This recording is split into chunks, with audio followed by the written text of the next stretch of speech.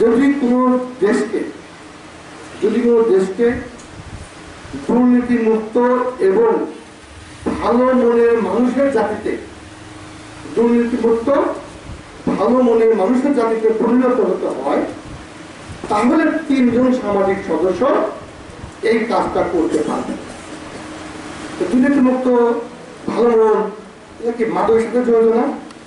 মাদক যদি মাদকে যুক্ত হয়, সে কি এই দুর্নীতি মুক্ত থাকতে পারবে?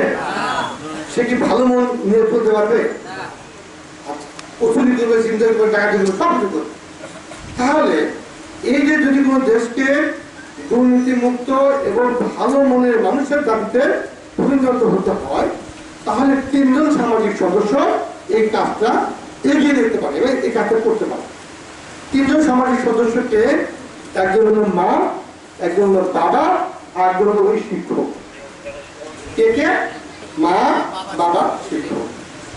তাহলে এই পরিবারের মধ্যে প্রধান শিক্ষক কেনা বাবা মা যদি দুর্নীতি মুক্ত থাকে, তাহলে কি যে আমার এই মোবাইলটা কিন্তু একটা আইফোন, আপন ঘর বলছে, এই ঘরটা কিন্তু আমি একটা গিফট দিয়েছি আমাকে, আমার এক বন্ধু নিয়ে আসছে। আমি এই মোবাইলটা যদি আমি কিনি, তা আমার ছেলেরা কিন্তু বুঝবে, যে ছেলেরা আমার ছেলে 9-এ পড়ে, 10-এ পড়ে বা কলেজে পড়ে, ওখানে বুঝবে যে আমার বাবা বেতন পায় কত, আর সে 1.5 লাখ টাকা দামের সে এই মানে এই আইফোনটাকে দোকান। নিশ্চয়ই আমার বাবার কি ভালো, মানে বাবা ওই কোনো অনিয়ম করে, ঠিক কিনা বলে? তাহলে ওকে আমি যদি শিখাই, আমার কথা কি ও চাকরি আসবে? ওর তাহলে আমাকে আগে হতে হবে কি, আমাকে আগে রোল মডেল হতে হবে। এই যে বাবা মা, শিক্ষক শুধুমাত্র ওই স্কুল কলেজের শিক্ষক না, আপনি উনি সমাজের একজন বয়োজ্যেষ্ঠ ব্যক্তি, উনিও শিক্ষক, উনি শিক্ষক, সে সব শিক্ষক। কারণ কি শুধুমাত্র, কারণ নতুন প্রজন্মকে শিখাবে কারা? আমরা শিখাবো, যারা আমরা বড় আছি, ওরাই তো সামনে দিনের ভবিষ্যৎ। এই দেশটা পরিচালনা করা আজ থেকে, যেমন ধরেন 2041 সালে যে উন্নত বাংলাদেশ, স্মার্ট বাংলাদেশ, এই বাংলাদেশ যখন হবে, ওই সময় আমরা তারা এখানে হাই টেবিলে যারা এখানে আছি, তাহলে একজনকে বেঁচে থাকবো। যদি বেঁচেও থাকি, আমার অকর্মণ্য থাকবো না, আপনি কাজ করতে পারবো। আমরা ওই স্মার্ট বাংলাদেশে ওই সময় ওই কোনো অবদান আমাদের থাকবে। আমার বয়স হয়ে যাবে, তখন এই কবে 70 বছর, ওনারা হয়তো অনেকে মারাই যাবে, থাকলে লাভ নেই। তাহলে ওই 41 সালে যে উন্নত বাংলাদেশ, সে বঙ্গবন্ধু সেই সোনার বাংলাদেশ, তারপরে বর্তমান প্রধানমন্ত্রী সেই স্বপ্নচালিত স্মার্ট বাংলাদেশ, এই বাংলাদেশ গড়ে কারা?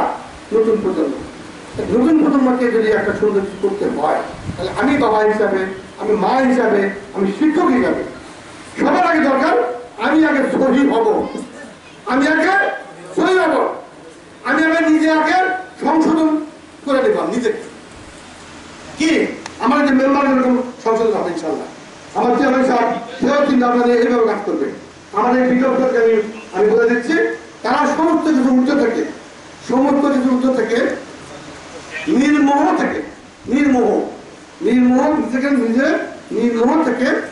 আপনি যারা এখানে যারা আপনারা আন্দোলন করছেন, তারা যদি দল মত নির্বিশেষে এবং কোনো উদ্দেশ্য ছাড়া নিজের গোষ্ঠী, নিজের গ্রুপ, নিজের সরকারি, নিজের সামনের ভবিষ্যৎ অমক্ত এগুলো চিন্তা বাদ দিয়ে উদ্দেশ্য একটাই যে আমি নিজে আগে সংশোধন হব এবং আমার আশেপাশে যা আছে সবগুলোকে আমি এইভাবে করবো, তাহলে আমার মনে হয় এই কাজটা খুব দ্রুত সম্ভব হবে।